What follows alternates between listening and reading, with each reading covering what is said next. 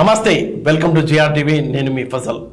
మనతో పాటు కనీస వేతన సంఘం మాజీ చైర్మన్ నారాయణ గారు ఉన్నారు. ఆయనతో చిట్చాట్ చేద్దాం. నమస్తే సార్. నమస్తే అండి. నమస్తే సార్. ఇప్పుడు చాలామంది ఇప్పుడు కనీస వేతనం అనగానే గవర్నమెంట్ ఒక డిసైడ్ చేసినప్పటికీ చాలామంది ఇంజనీరింగ్ చదివిన పిల్లలు కూడా వాళ్ళకి కనీస వేతనం రావడంలో 10,000కు 12,000 రూపాయలకు చేసే పరిస్థితి అయితే రాష్ట్రంలో నెలకొని ఉంది. అసలు ఎలా డిసైడ్ చేస్తారండి ఈ కనీస వేతనం ఇంత ఉండాలి అనేది? ఇప్పుడు ఫజల్ గారు,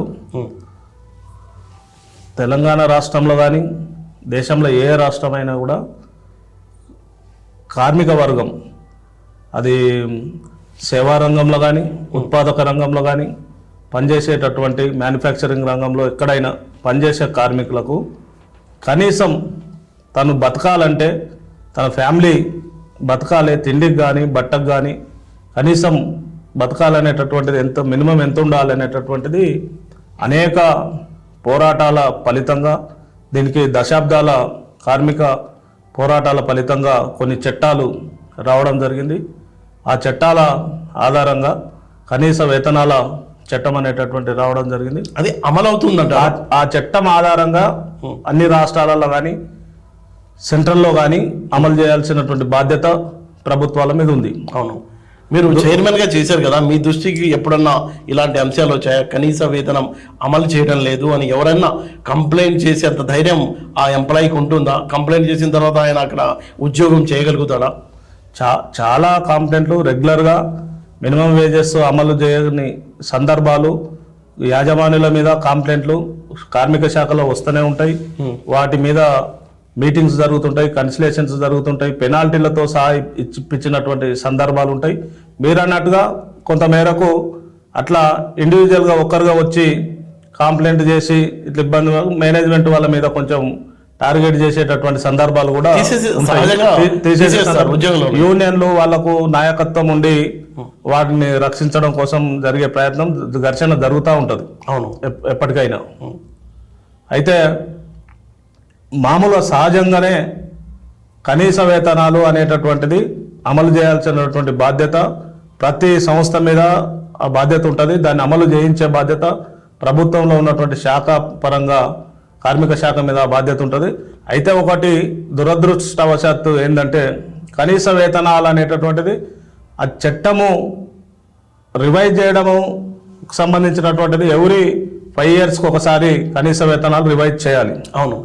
అయితే గతంలో కాంగ్రెస్ ప్రభుత్వంలో ఉన్నప్పుడు మినిమం వేజెస్ అమలు కావడం ఒక భాగం పక్కన పెడితే పరిశ్రమలలో పవర్ హాలిడేస్ తోటి అవును వారానికి 2 రోజులు 3 రోజులు కూడా డ్యూటీ ఉండేటువంటి దుర్మార్గమైన పరిస్థితి ఉండేది.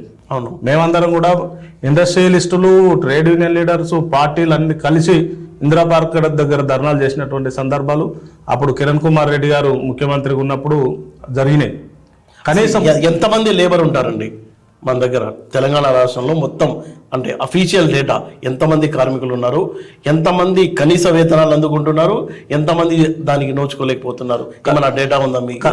కనీస వేతనాల చట్ట పరిధిలోకి వచ్చే వాళ్ళకు సంబంధించినటువంటిది ఇండస్ట్రీస్ కార్మికులు కానీ వివిధ సంస్థలలో పనిచేసేటటువంటి వాళ్ళు అప్రాక్సిమేట్లీ అంటే నిర్దిష్టంగా కరెక్ట్గా ఇంత అనేటటువంటిదిగా 1 నుంచి 1.7 మంది కనీస వేతనాల చట్టాల పరిధిలోకి వచ్చేటటువంటి కార్మిక వర్గం తెలంగాణ రాష్ట్రంలో అంతవరకు సంఘటిత అసంఘటిత 2 రంగాలు కలిపి. ఓకే. అయితే దీనికి సంబంధించినటువంటిది అయితే నేను ఇంతకుముందు చెప్పినట్లుగా గతంలో ఏదైతే అసలు ఉపాధి భారమైనటువంటి సందర్భంలో కొత్తగా ఏర్పాటైనటువంటి రాష్ట్రంలో ముఖ్యమంత్రి గారు కేసీఆర్ గారు అయిన తర్వాత, తెలంగాణ రాష్ట్రం ఏర్పాటు అయిన తర్వాత మెల్లమెల్లగా ఏదైతే కరెంటు సమస్యను పరిష్కరించి పరిశ్రమలకు నిరంతరం కరెంటు ఇవ్వడం ద్వారా తెలంగాణ రాష్ట్రంలో ఉన్న పరిశ్రమలలో పనిచేసేటటువంటి కార్మికులకు ఒక ఉపాధి భరోసా అనేటటువంటిది రావడం జరిగింది. దాంతో చాలా మటుకు హ్యాపీగా ఫీల్ అయినటువంటి సందర్భం. తేడా ఏం గమనించారండి మీరు గతంలో కాంగ్రెస్ ప్రభుత్వానికి, ఆ తర్వాత ఈ 10 ఏళ్ల గతంలో గడిచిపోయిన బీఆర్ఎస్ ప్రభుత్వానికి, ఇప్పుడున్న ఈ కాంగ్రెస్ ప్రభుత్వానికి? గతంలో ఏదైతే కాంగ్రెస్ కనీస వేతనాలకు సంబంధించినటువంటిది గతంలో ఏదైతే కాంగ్రెస్ ప్రభుత్వం ఉన్నప్పుడు ఉపాధి లేనటువంటి పరిస్థితుల నుంచి ఆ ఉపాధి భరోసా కల్పించి తెలంగాణ రాష్ట్రంలో ఉన్నటువంటి కార్మిక వర్గాన్ని హక్కున చేర్చుకొని అడగగానే జీతాలు పెంచుకుంటూ కార్మిక వర్గాన్ని బ్రహ్మాండంగా చూసుకున్నటువంటి నాయకులు ముఖ్యమంత్రి కేసీఆర్ గారు. ఆ 10 సంవత్సరాల కాలంలో చాలా మంది కార్మికులకు, సంఘటిత అసంఘటిత కార్మికులకు చాలా ఉన్నాయి రెట్టింపు చేసినటువంటి ఘనత కేసీఆర్ గారికి దక్కుతుంది. ఈ మినిమం వేజెస్ కు సంబంధించినటువంటిది ఇక్కడ ఒక సందర్భం చర్చించుకోవాలి. హైదరాబాద్ లో బతకాలంటే ఏ ఇండస్ట్రీ కార్మికుడైనా కనీసం 18,000 లేనిది తన ఇల్లు కిరాయి కానీ పిల్లల చదువులు కానీ బతకడానికి ఆస్కారం లేనటువంటి పరిస్థితి ఉంది. మరి అలాంటిది కేసీఆర్ గారి దృష్టికి తీసుకెళ్లి మమ్మల్ని ఫస్ట్ బోర్డు వేసిన వెంబడే మేము బోర్డు సభ్యులు మొదట్లో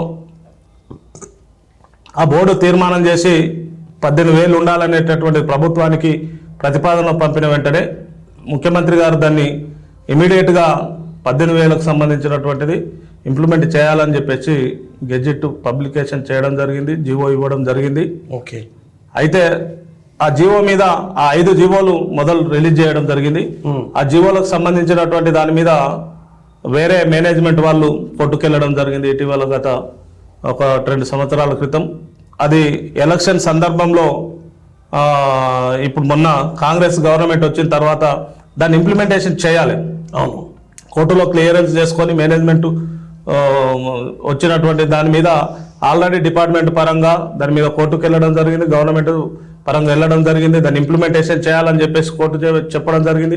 అవన్నీ పక్కన పెట్టి ఈ రేవంత్ రెడ్డి గారు కాంగ్రెస్ గవర్నమెంట్ వచ్చిన తర్వాత ఇదే కనీస వేతనాలు కేసీఆర్ గారి గవర్నమెంట్ లో 18,000 ఇవ్వాలని చెప్పేసి ఏదైతే జీవోలు రిలీజ్ చేసింది దాన్ని పక్కన పెట్టి, అంటే మీరు జీవోలు రిలీజ్ చేశారు కానీ ఇంప్లిమెంట్ చేయాల, ఇంప్లిమెంట్ కేసు వచ్చింది లోపం. కేసు వచ్చిందా లేకపోతే ఏపీచ్చారా? ఏపీఎల్ ఎట్లా వస్తుంది? మేనేజ్మెంట్ గా రాజకీయాల్లో అలా చేస్తారని అట్లా టాక్ అయితే ఉంది కదా. అట్లా లేదు, మేనేజ్మెంట్ వాళ్ళు వెళ్ళిండ్రు. కేసీఆర్ చాలా క్లియర్ ఇన్స్ట్రక్షన్స్ ఇచ్చిండు, 18,000 ఉండాలని చెప్పేసి ఆ జీవోలు రిలీజ్ చేయడం జరిగింది. సేమ్ యాజ్ గా మిగతా జీవోలు అన్ని కూడా రావాల్సి ఉండే. అవును. అయితే ఆ సందర్భంగా ఎంపీగా ఉన్న అప్పుడున్న రేవంత్ రెడ్డి గారు కనీస వేతనాలు 18,000 ఉండాలని చెప్పేసి అప్పుడున్న ముఖ్యమంత్రి కేసీఆర్ గారికి లేఖ కూడా తన ఎంపీ లెటర్ మీద లేఖ రాయడం జరిగింది. అవును, 18,000 ఇవ్వాలి, కంపల్సరీ 18,000 చేయాలి మినిమం వేజెస్ అని చెప్పేసి. కానీ ముఖ్యమంత్రి అయిన వెంటనే 2 నెలలు తిరగక ముందే మొత్తం 74 జీవోలకు సంబంధించి షెడ్యూల్లకు సంబంధించినటువంటిది మళ్ళీ ప్రిలిమినరీ నోటిఫికేషన్ ఇచ్చేసిండు. 12,000 నుంచి 13,000 కూడా రానటువంటి పరిస్థితిలో ఈ రోజు మళ్ళీ ఈ కొత్త జీవోలు అన్నింటినీ కూడా రివైజ్ చేసి ఇస్తున్నటువంటి పరిస్థితి ఉంది. ఇది చాలా దుర్మార్గమైనటువంటి పరిస్థితి ఉంది. 6,000 నుంచి 12,000 వరకు ఒక్కొక్క కార్మికునికి తగ్గుతున్నది. ఈ కాంగ్రెస్ వచ్చిన తర్వాత కార్మికుల కోసం, కార్మిక సంక్షేమం కోసం ఏదైతే కేసీఆర్ గారు పనిచేసిండ్రో పూర్తిగా రివర్స్ గా కార్మిక వర్గానికి పక్షపాతిగా కేసీఆర్ గారు వ్యవహరిస్తే ఏదైతే ఇప్పుడున్న ముఖ్యమంత్రి గారు ఈ జీవోలు ఏదైతే మినిమం వేజెస్ జీవోలు మళ్ళీ 74 షెడ్యూల్లకు సంబంధించిన ప్రిలిమినరీ నోటిఫికేషన్ ఇవ్వడంతో అర్థమైపోతుంది. అవును, అంటే ప్రతిపక్షం పార్టీలో ఉండి ఎంపీగా 18,000 కనీస వేతనం ఉండాల్సిందే అని డిమాండ్ చేసిన రేవంత్ రెడ్డి ముఖ్యమంత్రి అయిన తర్వాత ఆ జీవోని పక్కన పెట్టేసి మళ్ళా ఫ్రెష్ గా దానికి నోటిఫికేషన్ ఇచ్చి ఈ 12,000 నుంచి 13,000కు ఫిక్స్ చేయడం అంటే అది నిజంగా చాలా దారుణం. ఒక్కొక్క వ్యక్తికి 12,000 వరకు, 9,000 నుంచి 12,000 వరకు తగ్గుతున్నటువంటి పరిస్థితి ఉంది. అంటే దీంట్లో కేటగిరీస్ కి సంబంధించి అన్స్కిల్, సెమీ స్కిల్, స్కిల్ ఈ కేటగిరీకి సంబంధించి తీసుకుంటే ఎవరేజ్ 6,000 నుంచి 12,000 ఒక్కొక్క కార్మికునికి తగ్గుతున్నటువంటి పరిస్థితి. ఇందులో ముఖ్యమంత్రి రేవంత్ రెడ్డి కావాలని చేశారంటారా లేకపోతే అధికారుల అతి ఉత్సాహం ఏమన్నా? 100% కావాలని చేసారండి. దీంట్లో తన ఇంట్లో నుంచి ఇచ్చేది కాదు ఇది. అవును, బడ్జెట్ మొత్తం ప్రైవేట్ ఇండస్ట్రీస్ కి సంబంధించినటువంటిదే ఉంటది ఇది. అవును, ఆ యాజమాన్యాలు ఇచ్చేటటువంటిది. అవును, కానీ విదేశాలలో వెళ్ళి ఇతర యాజమాన్యాలు సంబంధించినటువంటి మేనేజ్మెంట్లు వీళ్ళందరూ మధ్యవర్తులు కుమ్మక్కయ్యి ఒక కుట్ర చేసుకొని అప్పుడు రేవంత్ రెడ్డి గారు టూర్స్ వెళ్ళిండు కదా విదేశాలకు. అప్పుడు జరిగిన ఒప్పందం యాజమాన్యాలతో ఒప్పందం చేసుకున్న దాంట్లో భాగంగానే వచ్చిన తర్వాత వెంటనే అంటే రాజకీయాలు ఎంత దారుణంగా ఉంటాయంటే ఎంపీగా ఉన్నప్పుడేమో ఒక మాట లెటర్ కూడా ఇచ్చి ఇప్పుడు ఉద్దేశపూర్వకంగానే చేశారని నేనైతే అనుకోవడంలా అధికారులు అతి ఉత్సాహం అయి ఉండొచ్చేమో. లేదండి, 100% ఎంపీగా ఉన్నప్పుడు 18,000 మినిమం వేజెస్ ఇవ్వాలి కేసీఆర్ గారు అని డిమాండ్ చేసిండు. కేసీఆర్ గారు ప్రభుత్వానికి లేఖ రాసిండు, తన లెటర్ యాడ్ మీద లేఖ రాసిండు 18,000 ఇవ్వాలని చెప్పేసి. మరి అప్పటికిప్పటికి ఏం జరిగింది? నువ్వు ముఖ్యమంత్రి అయినవు, ఇప్పుడు నువ్వు ఇవ్వచ్చు కదా. కేసీఆర్ గారు కార్మికుల మీద ప్రేమతోటి 100% జీవోలు తీసిండు 18,000. మీరు చూడండి, చెక్ చేస్తే తెలుస్తుంది, మీరు నెట్లో కూడా కొడితే తెలుస్తుంది. 18,000 ఇవ్వాలని చెప్పేసి 17 రూపాయలతోటి జీవోలు వచ్చినాయి. అంటే దానికి మళ్ళీ వీడియో ఇప్పుడు ఈ 6 నెలల తర్వాత కలిపితే యాడ్ చేస్తే ఎక్కువ అవుతుంది. అవును, దాంతో జీవోలు తీస్తే అప్పుడు డిమాండ్ చేసిన రేవంత్ రెడ్డి గారు 18,000 ముఖ్యమంత్రి అయిన తర్వాత 18 ఎంత కుట్ర ఘోరమైన కుట్ర చేశారు చూడండి. కార్మిక వర్గం అంటే పేదలంటే రేవంత్ రెడ్డి గారికి ఏమాత్రం ప్రేమ ఉన్నదనేటటువంటిది ఈ 1 కోటి మంది ఉన్నటువంటి కార్మిక వర్గం ఆలోచించాలి. అంటే ఇప్పుడు దాదాపుగా 1,10,00,000 మంది కుటుంబాలపై ప్రభావం చూపే నిర్ణయం ఇంత దారుణంగా ఉన్నప్పటికీ మీ బీఆర్ఎస్ పార్టీ తడిగుడ్డ వేసుకుని ఎందుకు నిద్రపోతుంది? ధర్నాలు ఎక్కడ చేయడం లేదు కదా? చేస్తున్నామండి. ఏదైతే ఈ జీవోలకు సంబంధించినటువంటిది ఇప్పుడిప్పుడే అందరికి తెలుస్తున్నది. తప్పకుండా మేము ఇప్పుడు యాజ్ ఏ ప్రతిపక్షంగా అందరికి మంత్రులకు మెమోరాండాలు కూడా ఇవ్వడం జరుగుతుంది. అవసరం అనుకుంటే దీని మీద పెద్ద ఎత్తున పోరాటం చేయడానికి కూడా పూనుకుంటాం. ఇతర కార్మిక సంఘాలతోటి ఇతర పార్టీలతోటి మమేకమై చేసేటటువంటి ప్రయత్నం చేస్తాం. ఇదైతే చాలా దారుణం అండి. అవును, ఎందుకనంటే 1 కోటి మందికి ఉపయోగపడే జీవోలు ఏవైతే ఉన్నాయో ఒకేసారి 6,000 నుంచి 12,000 ఒక్కొక్క కార్మికునికి తగ్గించే కుట్ర ఇది. చాలా పెద్ద కుట్ర ఇది. ఇది విదేశాలలో చేసుకునే సాధారణ middle class, lower middle class కుటుంబాలపై ప్రభావం చూపుతుంది. ఇప్పుడు మీ అధ్యక్షుల వారు వచ్చి ఇందిరా పార్క్ మీద కూర్చొని ధర్నా చేయవచ్చు కదా? ఆ పరిస్థితి తప్పకుండా వస్తుందండి. నెక్స్ట్ తప్పకుండా ఆ పోరాటాల యుగమే కదా. మొన్ననే గవర్నమెంట్ వచ్చింది, వాళ్ళది మొత్తుకుంటారు కదా అందరూ. మేమేదన్నా అధ్యయనికి వస్తే ఏమంది 6 నెలలు టైం ఇస్తలేరు ఈ గవర్నమెంట్ అంటున్నారు. మరి 6 నెలలు ఓపిక పట్టట్లే. అవును, నెల లోపల 2 నెలల్లోనే ఇలాంటి కఠినమైనటువంటి నిర్ణయాలు ప్రజలకు హాని కలిగేటటువంటి తన కుట్ర చేసేటి అన్ని ఇమీడియట్ గా చేసుకుంటున్నటువంటి పరిస్థితి ఉంది. మమ్మల్ని ఏమన్నంటే మాత్రం అరే 6 నెలలు ఆగట్లే, 1 year ఆగట్లే అని చెప్పేసి చెప్తున్నటువంటి పరిస్థితి ఉంది. కానీ ఇవన్నిటి ప్రభావం అందరి మీద పడుతుంది.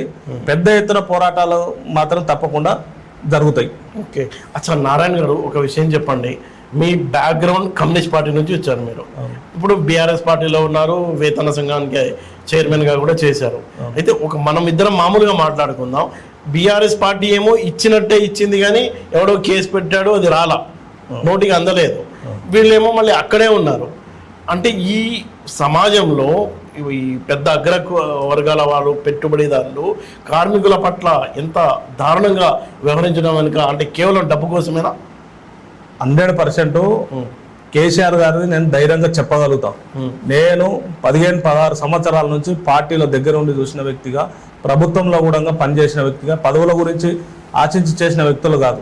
మీరు అన్నట్టు గ్రాస్ రూట్ లెవెల్ నుంచి స్టూడెంట్ లీడర్స్ నుంచి వచ్చి పనిచేసినాం. ఏదో పదవుల కోసము ప్రభుత్వం ఉంటేనే వచ్చే వాళ్ళం కాదు. కష్టాలున్నా నష్టాలున్నా ఏ ఉన్నా పార్టీలో పనిచేసేటటువంటి వ్యక్తులుగా, నిజంగా కార్మికుల పక్షపాతి, పేదల కోసం నిజంగా పనిచేసేటటువంటి వ్యక్తి, తన హృదయంతో కార్మికుల కష్టాలు చూసే వ్యక్తి కేసీఆర్ గారు అనేదానికి చాలా నిదర్శనం ఉన్నది.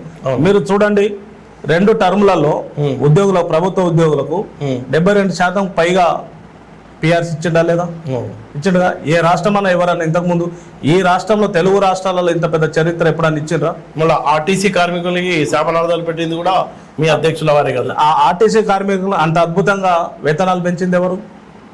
కేసీఆర్ గారేగా. ఆర్టీసీని అక్కడున్న కొన్ని రాజకీయ కుట్రలు, ఇతర పార్టీలు చేస్తున్నటువంటి కుట్రలకు బలైనటువంటి నాయకత్వం పట్ల అతను ఆ విధంగా చేశాడు తప్ప ఆర్టీసీ కార్మికుల పట్ల అమానుషంగా వ్యవహరించాలి. కార్మికుల పట్ల ప్రేమగానే ఉన్నారు. కార్మికులను అడ్డు పెట్టుకొని కార్మికులను బూచిగా దూయించేసి రాజకీయం చేస్తున్నటువంటి వాళ్ళ మీద కఠినంగా వ్యవహరించాడు తప్ప కార్మికులను ప్రేమలో పెట్టుకున్నాడు, గుండెల్లో పెట్టుకున్నాడు. ప్రభుత్వ ఉద్యోగులుగా వాళ్ళని చేయడానికి కూడా కేసీఆర్ గారు ప్రయత్నం చేసిండు. ఆర్టీసీ కార్మికులే కాదు, మీరు ఎవరు పోయి అడిగినా ఈ రాష్ట్రంలో జీతాలు పెంచమని అంగన్వాడీ కార్మికులు గతంలో అడిగితే గుర్రాలతో కొట్టించిన చరిత్ర ఈ రాష్ట్రంలో ఉంది. కేసీఆర్ గారు ఇంటికి పిలిచి భోజనం పెట్టి వాళ్ళతోటి మాట్లాడి గంటల తరబడి వాళ్ళ నిర్ణయాలు తీసుకొని ఉన్నదానికన్నా ఊహించిన దానికన్నా రెట్టింపు అంటే వేతనాలు అప్పటి పెంచడం. 10 ఏళ్లలో కార్మికుల దుస్థితి ఎలా ఉంది, ఇప్పుడు ఈ 6-7 నెలల్లో ఎలాంటి దుస్థితి ఉందండి? 6-7 నెలలు తేడా ఏముంది మీరు అన్నట్టు? కానీ మీరు ఇచ్చారు అప్పుడు జీవో, కానీ అమలు కాలేదు. ఇప్పుడు మళ్ళీ వీళ్ళు ఏదో పెంచితే ఆ రేటే కొంచెం పెరిగినట్టే కదా. 12 నడుస్తుంది, 12,000 నుంచి 13,000 వరకు, అంటే 1,000 అదనంగా ఇచ్చినట్టే కదా అంటున్నారు కాంగ్రెస్ పార్టీ. అదనంగా బీఆర్ఎస్ లో ఇచ్చింది ఏముంది, మేమే ఇస్తున్నాం కదా. బీఆర్ఎస్ సంబంధించింది 18,000 ఇచ్చింది కదా జీవో ఇచ్చారు, కానీ అమలు గెజెట్ వరకు రాలేదు కదా. గెజెట్ పబ్లికేషన్ చేసి ఇచ్చేసాయి, నీ బాధ్యత. మేము మొన్న గవర్నమెంట్ లో వస్తే ఇమీడియట్ గా ఇంప్లిమెంట్ చేసేస్తుంటే ఇంప్లిమెంట్ చేసే ప్రక్రియకు వచ్చేసింది. మిమ్మల్ని మేము ఇచ్చిన జీవోలు ఇంప్లిమెంట్ చేయమని అంటున్నాం. మళ్ళీ దాన్ని తీసుకొని 10,000 12,000 తగ్గించడానికి నువ్వే అడిగినావు కదా. 18,000 చేయమని నువ్వే అన్నావు కదా. అంటే మరి నువ్వు అప్పుడు కపట నీతి, కపట ప్రేమ వ్యవహరించినవా? దానికన్నా ఒప్పుకోవాలి కదా. కాబట్టి వాళ్ళ కార్మికుల మీద ప్రేమ కాదు, మన రేవంత్ రెడ్డి గారికి తన కుర్చీ కాపాడుకోవడం కోసము, ఓన్లీ తన రాజకీయ పబ్బం గడుపుకోవడం కోసం సెన్సేషనల్ వాతావరణం క్రియేట్ చేసుకోవడం తప్ప ఒక అడ్మినిస్ట్రేషన్ మీద పట్టుతోటి కానీ, ప్రజల సమస్యలు తీర్చడంలో కానీ, కార్మికుల సమస్యలు తీర్చడంలో కానీ, ఉద్యోగుల సమస్యలు తీర్చడం మీద ఎలాంటి దృష్టి లేదు.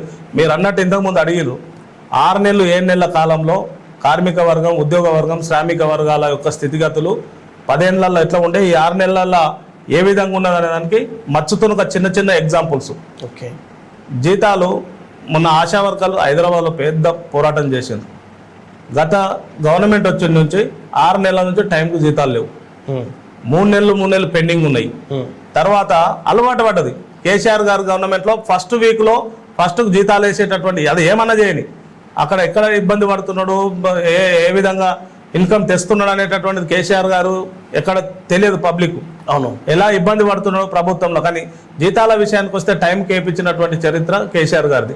ఆ విధంగా కార్మికులు, ఉద్యోగులు అందరూ అలవాటు పడ్డారు. అరే ఫస్ట్కు మనకు జీతాలు వస్తున్నాయంటే ఆ ఫస్ట్ వీక్లో వాళ్ళు ఒక ఈఎంఐలు పెట్టుకోవడం కానీ, చిన్న చిరుద్యోగులు వాళ్ళు ఏదో కూలరో లేకపోతే ఏదో వాషింగ్ మిషన్ తదితర అన్ని ఈఎంఐలలో కొంటున్నారు. ఇప్పుడు రేపు టీవీలు కూడా చూస్తున్నాం కదండి. అవును, దానికి మొత్తం అలవాటు పడ్డది. ఈ 6 నెలల కాలం నుంచి నేను ఏళ్ల మీద లెక్క పెట్టి చెప్తా, 10-15 రంగాలు, పెద్ద రంగాలు, ఎవరు కూడా ఫస్ట్ వీక్ లో జీతాలు లేవు. 3 నెలలు 4 నెలలు పెండింగ్. అంగన్వాడీలు మొన్న 5,000 మంది హైదరాబాద్ లో పెద్ద పోరాటం చేసింది. ఎందుకు? టైంకు జీతాలు ఇవ్వట్లే. ఆ ఈఎంఐలు అవన్నిటి కూడా అలవాటు పడ్డది, టైంకి వస్తున్న జీతాలు అని చెప్పేసి తీసుకున్నారు. ఇప్పుడు అసెంబ్లీ సమావేశాలు జరుగుతున్న నేపథ్యంలో ఏమన్నా రోడ్ల మీదకి వచ్చే ప్లాన్ ఏమన్నా చేసుకుందా పార్టీ?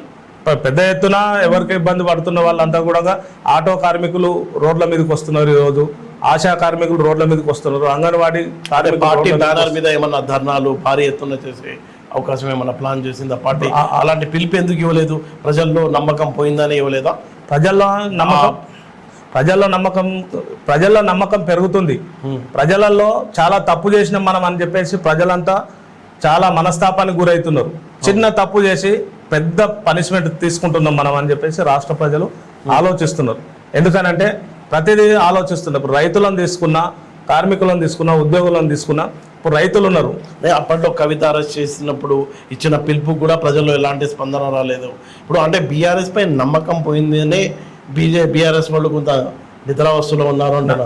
అట్లాంటిది ఏం లేదండి. కవిత అరెస్ట్ అయితే మన రాష్ట్ర వ్యాప్తంగా కేసీఆర్ గారు పిలిపించారు, ఆ ధర్నాలు చేయమని చెప్పలేదు. పార్టీ వాళ్ళు కొంతమంది అది ఇండివిజువల్ గా చేశారు. సార్ పిలిపించింది కాదు, పార్టీ పిలిపించింది కాదు. అభిమానంతో మేము కూడా అడ్డుకున్నాం, గొడవలు చేసినాం. ఇది తప్పు, ఇది కావాలని చెప్పేసి లక్షల కోట్లు కుంభకోణాలు చేసి దేశాన్ని దోచుకున్న వాళ్ళు నీ చుట్టుముట్టు తిరుగుతుంటే, విదేశాలలో వాళ్ళు ఎంజాయ్ చేస్తుంటే ఇడిచిపెట్టి ఏ తప్పు చేయకుండా కేసీఆర్ గారు ఒక ఆల్టర్నేట్ అవుతున్నాడు. కేసీఆర్ గారు పార్టీ వివిధ రాష్ట్రాలల్లో విస్తరింపజేసేటటువంటి పరిస్థితికి వచ్చిండు. కేసీఆర్ నాకు ఆల్టర్నేట్ అవుతాడు, అక్కడ కేజ్రీవాల్, ఇక్కడ కేసీఆర్, వీళ్ళంతా నాకు ఆల్టర్నేట్ అవుతారని చెప్పేసి ఒక కుట్ర చేసి, ఆ కుట్రలో భాగంగా కవితమ్మ గారిని అరెస్ట్ చేయడం ఇదంతా చేసిరు తప్ప దాంట్లో ఏం లేదు. అందరు తెలుసు, కేసీఆర్ గారే చెప్పారు తన నోటితోటి. ఇప్పుడు కేసు నుంచి బయటపడే అవకాశం ఉందంటారా? ఫోన్ ట్యాపింగ్ లేదు, ఏం లేదండి. కేసీఆర్ గారు దాని మీద క్లియర్గా ఎన్నోసార్లు వివరణ ఇచ్చారుగా. దాంతో ఒక నెల 2 నెలలు పబ్బం గడుపుకోవడం కోసం సెన్సేషనల్ టీవీలల్లో, ఛానళ్ళల్లో ఫోన్ ట్యాపింగ్, వాళ్ళని ట్యాపింగ్ చేసినట్ట, వీళ్ళని ట్యాపింగ్ చేసినట్ట, వీళ్ళ తిన్నారంట రికార్డు, వాళ్ళ తిన్న, ఇదంతా ఏ గవర్నమెంట్ అయినా నిఘా వ్యవస్థ ఉంటుందండి. అవును. ఇప్పుడు రేవంత్ రెడ్డి గారు గవర్నమెంట్ లో ఫోన్ ట్యాపింగ్ జరగట్లేదా? జరుగుతుందా జరగట్లేదా? ఏమో మీరే చెప్పాలి. 100% జరుగుతుంది. నిఘా వ్యవస్థ గవర్నమెంట్ లో భాగం అది ముఖ్యమంత్రి గారికి వాళ్ళే చెప్తారు. ఇగో ఈ విధంగా థ్రెట్ ఉందండి, ఈ విధంగా ఇట్లా దొరికినాయి, ఇట్లా కొన్ని ప్లాన్లు చేస్తున్నారు.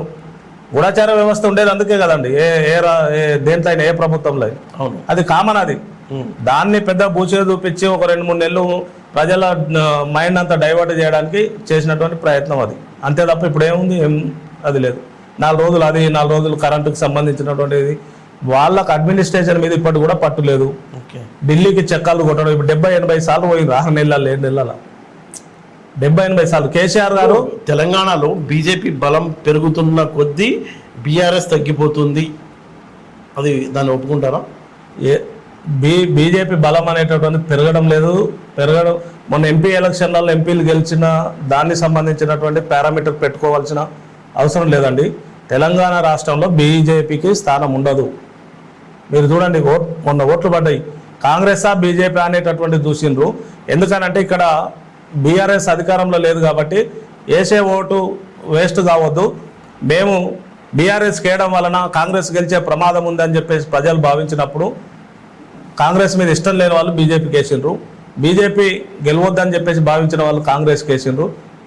ఓటు వృధా అవుతుందని చెప్పేసి అనుకున్నారు తప్ప అంతకు మించి కింది స్థాయిలో పోతే ఊర్లో ఒక్క బీజేపీ లీడర్ ఉండడు. అక్కడ 200 బీఆర్ఎస్కి ఎవరి వైపు నుంచి థ్రెట్ ఉంది? కాంగ్రెస్ వైపు నుంచో బీజేపీ నుంచో? బీఆర్ఎస్కి ఎవరి వైపు నుంచి థ్రెట్ లేదండి. పాత రోజులు మళ్ళీ పూర్వ వైభవం వస్తుంది 100%. కాంగ్రెస్కి రీప్లేస్మెంట్ బీఆర్ఎస్. బీజేపీకి సంబంధించినటువంటిది అందరం మనం చూసినాం. గత 10 సంవత్సరాలు సెంట్రల్లో ఉన్నది. తెలంగాణ రాష్ట్రానికి ఏం చేసింది? నయా పైసా పనిచేయలే. వాళ్ళకి అసలు తెలంగాణ రాష్ట్రంలో అడుగు పెట్టడానికి కానీ మా ప్రభుత్వం ఏర్పాటు చేస్తామని చెప్పేసి చెప్పడానికి అడగడానికి అర్హతనే లేదు. అవును. బీజేపీకి తెలంగాణ రాష్ట్రంలో స్థానం లేదు, ఉండదు, ఉండబోదు. అంటే ఈరోజు బడ్జెట్ కనుక మనం చూసుకున్నట్లయితే టోటల్గా బీజేపీ అంటే కేంద్ర ప్రభుత్వం మొండి చేయి చూపించింది. దాన్ని మీ పార్టీ గట్టిగా ఎందుకు చెప్పలేకపోతుంది? 100% ఇప్పుడు ఇమ్మీడియట్గా మా పార్టీ నాయకులందరూ కూడా ప్రెస్ మీట్ పెట్టి ఖండిస్తున్నారు. రేపటి నుంచి కార్యాచరణ కూడా స్టార్ట్ అవుతుంది. తెలంగాణ రాష్ట్రానికి ఏ విధంగా అన్యాయం చేస్తుంది సెంట్రల్ గవర్నమెంట్ అనేటటువంటి, ఇప్పుడు కాదండి, ఈ బడ్జెటే కాదు. సరే ఇప్పుడు బడ్జెట్ ఈ బడ్జెట్ ఈ రోజు స్టార్ట్ అయింది కాబట్టి మనకు దీని మీద మాట్లాడుకుంటున్నాం. మీరు గతం వెనుకకెళ్ళి చూడండి, ఏ బడ్జెట్లనన్నా ఈ 10 సంవత్సరాల కాలంలో మనం ఎదురు చూడడం, ఇక్కడ నుంచి ఒక 2 మంత్రులు ఉన్నారు, ఇక్కడ నుంచి బీజేపీ శాఖ ఉంది, ఇక్కడ నుంచి వీళ్ళేదో పొడుచుకొస్తారు చేసుకొస్తారు అని ఎన్నిసార్లు ఎదురు చూసినా తెలంగాణ రాష్ట్రానికి ఒక్కటంటే ఒక్క నయా పైసా మంచి పని చేసింది బీజేపీ చేయలేదు, బీజేపీ చేయదు. బీజేపీ జనరల్గానే సౌత్ రాష్ట్రాల మీద ఇలాంటి కపట ప్రేమ ఉంటుంది, తొక్కేయాలనేటటువంటిది ఉంటుంది. దాంట్లో నరేంద్ర మోడీ, అమిత్ షా తెలంగాణ రాష్ట్రానికి ఇంకా చాలా వివక్ష చూపిస్తున్నటువంటి పరిస్థితి ఉంది. ఓకే, అంటే ఇప్పుడు ఎలా మీరు బీజేపీ వాళ్ళు ఎలా సపోర్ట్ చేసుకోగలుగుతారు? మీరు ఎలా దాడి చేస్తారు దీని మీద? అంటే ఎలా మొండి చేయి సౌతి తల్లి ప్రేమ చూపుతుంది కదా. అంటే 11వ ఇయర్ కూడా బడ్జెట్లో అసలు ఏమి ఇవ్వలేదు, 10 ఏళ్ళు ఇవ్వలేదు, ఇప్పుడు ఇవ్వలేదు. అంటే మళ్ళీ ఇక్కడ బీజేపీ అధికారంలోకి రావాలనుకుంటుంది. బీజేపీకి కరెక్ట్ అండి మీరు అడిగిందంటేనే. ఈ తెలంగాణ రాష్ట్రానికి నయా పైసా ఇవ్వకుండా ఎలాంటి ప్రయోజనం చేకూరకుండా ఇక్కడ అధికారంలోకి రావాలని కోరుకుంటుంది. అంటే తెలంగాణ జరిగే పని ఏ మేరకు ప్రేమ ఉందో అనేది అర్థమైపోతుంది. ప్రజలు, తెలంగాణ ప్రజలు చైతన్యవంతులు, ఆ మాత్రం అర్థం చేసుకోరా? ఏ విధంగా సాధ్యమవుతుంది? రెండోది, అట్లా బీజేపీ తెలంగాణ రాష్ట్రానికి ఏ విధంగా అన్యాయం చేస్తుందో కొట్లాడే వాళ్ళం బీఆర్ఎస్ పార్టీ, బీఆర్ఎస్ నాయకులు, కేసీఆర్ గారి నాయకత్వంలో తప్ప ఈ కాంగ్రెస్ అధికారంలో ఉండి ఈ బీజేపీ మీద ఏమైనా ఫైట్ చేస్తుందా? చేస్తలే. రేవంత్ రెడ్డి బీజేపీ వాళ్ళంతా మిలాఖత్ అయి నడుస్తున్నటువంటి పరిస్థితి ఉంది. మధ్యలో చంద్రబాబు నాయుడిని మధ్యవర్తి పెట్టుకొని మొత్తం మిలాఖత్ అయ్యి బీజేపీ వేరు కాదు, కాంగ్రెస్ వేరు కాదు. రేవంత్ రెడ్డి, బీజేపీ, చంద్రబాబు నాయుడు అందరు ఒకటే. బీజేపీ ఆల్టర్నేటివ్, ప్రజల పక్షాన, ప్రజల కోసం, ప్రజల వాణి, ప్రజల గొంతు వినిపించేటటువంటిది ఒకే ఒక పార్టీ, అది బీఆర్ఎస్ పార్టీ. అది కేసీఆర్ అవసరంగా రేవంత్ రెడ్డిని కెలుక్కున్నట్టు కదా బీఆర్ఎస్ వాళ్ళు. మొత్తం పడిపోతుంది రేవంత్ రెడ్డి గవర్నమెంట్, త్వరలో మేము వస్తాము, చీలిపోద్ది అని చెప్పుకున్నారు. అప్పుడు రెచ్చగొట్టారు కదా అనవసరంగా. అదేం లేదండి, రెచ్చగొడితే ఇప్పుడు ప్రభుత్వం నిలబెట్టుకోవడానికి వాళ్ళే వస్తున్నారు. మరి మాట మీద నిలబడాలి మరి. మరి ఇప్పుడు ఎందుకు వస్తున్నారంటే బీఆర్ఎస్ ఎమ్మెల్యేలు ఈ ప్రభుత్వాన్ని నిలబెట్టడానికి వస్తున్నారని కాంగ్రెస్ పార్టీ చెప్తుంది. నీ ప్రభుత్వాన్ని నిలబెట్టడానికి బీఆర్ఎస్ ఎమ్మెల్యేలు వచ్చేందుకు నిలబెట్టాలండి? అంటే తక్కువ మెజారిటీ ఉంది చీలుస్తామనే కదా అప్పుడు కేటీఆర్ గానీ అందరూ అనేది. వాళ్ళ బీజేపీ వాళ్ళు కంటిన్యూగా కామెంట్స్ చేశారు. అప్పుడు ఒక కామెంట్ బీజేపీ నుంచి వస్తే ఒక కామెంట్ బీఆర్ఎస్ నుంచి వచ్చేది. గవర్నమెంట్ కూలిపోద్ది అని 5 ఏళ్ల కోసం గవర్నమెంట్ వచ్చింది, తక్కువ మెజారిటీ వచ్చినా ఓకే. దాన్ని బీఆర్ఎస్ వాళ్ళు బీజేపీ వాళ్ళు మూకుమ్మడిగా దాడి చేస్తే రెచ్చిపోయి ఇంకా వీళ్ళు కూడా మేము గేట్లు ఎత్తేస్తే ఇంకా వరదలే అన్నాడు. అలాగే అవుతుంది. కాంగ్రెస్ నైజం సంబంధించినటువంటిది బీజేపీ వాళ్ళు కానీ బీఆర్ఎస్ వాళ్ళు కానీ అన్నది మేము కూల్చేస్తాం, మీ దాంట్లోకి వెళ్ళి తీసుకొస్తామని ఎక్కడ అనలేదండి. మీ కాంగ్రెస్ ప్రభుత్వం మీరే కూల్చుకుంటారు. కాంగ్రెస్ స్వభావం అది, కాంగ్రెస్ చరిత్ర అది, కాంగ్రెస్ యొక్క ముఠా రాజకీయాలు ఆ విధంగా ఉంటాయి. కాబట్టి మీ ప్రభుత్వం మహారాష్ట్రలో చూసాం కదా, షిండేని తీసుకొచ్చి పెట్టారు అక్కడ వ్యతిరేకంగా. సేమ్ అలాగే చేస్తామన్నట్టు చెప్పారు బీజేపీ వాళ్ళు చెప్పారు. బీజేపీ వాళ్ళు చెప్తే మరి బీజేపీ వాళ్ళని బీఆర్ఎస్ కూడా అదే చెప్పింది కదా తొందరలో. మీరు అన్నట్టేనా? బీజేపీ వాళ్ళు చెప్పారు కదా, బీజేపీ ఎమ్మెల్యేలను తీసుకోవచ్చుగా, మరి ఎందుకు తీసుకోలేదు? ఎందుకు తీసుకోవడంలో ఎందుకు మీరు చెప్పండి, ఎందుకు తీసుకోవడం లేదు? చెప్పినా కదా, వాళ్ళంతా ఒకటే. ఇప్పుడు బడే భయ్ అయినా బడే భయ్, చిన్న చోటా భయ్, వాళ్ళంతా ఒకటే. ఓకే. ఇక్కడ టార్గెట్ కాంగ్రెస్ దైనా, రేవంత్ రెడ్డిదైనా, చంద్రబాబు నాయుడు అయినా, నరేంద్ర మోడీదైనా టార్గెట్ కేసీఆర్ గారు, బీఆర్ఎస్. కానీ వీళ్ళందరూ ఇంత టార్గెట్లు పెట్టినా మళ్ళీ ఎంత బాలు విసిరి గోడ కొడితే ఎంత స్పీడ్గా రివర్స్ వస్తుందో ఆ విధంగా బీఆర్ఎస్ రాబోతుంది. అది దానికి నిదర్శనం. ఖచ్చితంగా అతి త్వరలో మనం చూస్తాం. అంటే ప్రాంతీయ పార్టీల పైన ఈ జాతీయ పార్టీలకు ఇది ఉంటుందంటారా? చూస్తాయా జాతీయ పార్టీలు 100% ప్రాంతీయ పార్టీలు తొక్కేయాలని చూస్తాయి. దానికి తోడు 2 జాతీయ పార్టీలు ఒకటి కావడం మన దగ్గర. ఓకే. ఇప్పుడు మీరు మొన్న చూసారు కదా, చంద్రబాబు నాయుడు హైదరాబాద్ లో మీటింగ్ పెట్టిండు. పాత తెలుగుదేశం క్యాండిడేట్లు, టీఆర్ఎస్ లో ఉన్న ఎమ్మెల్యేలు కొంతమంది గెలిచిన వాళ్ళని పిలిచి కలుసుకోవడం జరిగింది, మాట్లాడుకోవడం జరిగింది. 2 రోజుల తర్వాత ఆ ఎమ్మెల్యేలు రేవంత్ రెడ్డి గారితో పోయి జాయిన్ కావడం జరిగింది. దీంట్లో ఏంటంటే మీనింగ్, చంద్రబాబు నాయుడు మధ్యవర్తిగా, అంటే ఎవరికి మధ్యవర్తిగా? రేవంత్ రెడ్డి కాంగ్రెస్ లో జాయిన్ కాండి అని మీరు చెప్పి పంపించాడు కదా. అవును, అంతే కదా. అంటే శేర్లింగంపల్లి ఎమ్మెల్యే కానీ, రాజేంద్ర నగర్ ఎమ్మెల్యే కానీ ఈ రోజు చంద్రబాబు నాయుడు తోటి మీటింగ్ అయినరు, ఫోటోలు దిగినరు, మాట్లాడినరు, రాష్ట్రంగా మంతనాలు జరిగినాయి. 2 రోజుల తర్వాత ఆ 2 ఎమ్మెల్యేలు రేవంత్ రెడ్డి దగ్గర జాయిన్ అయ్యారు. ఓకే.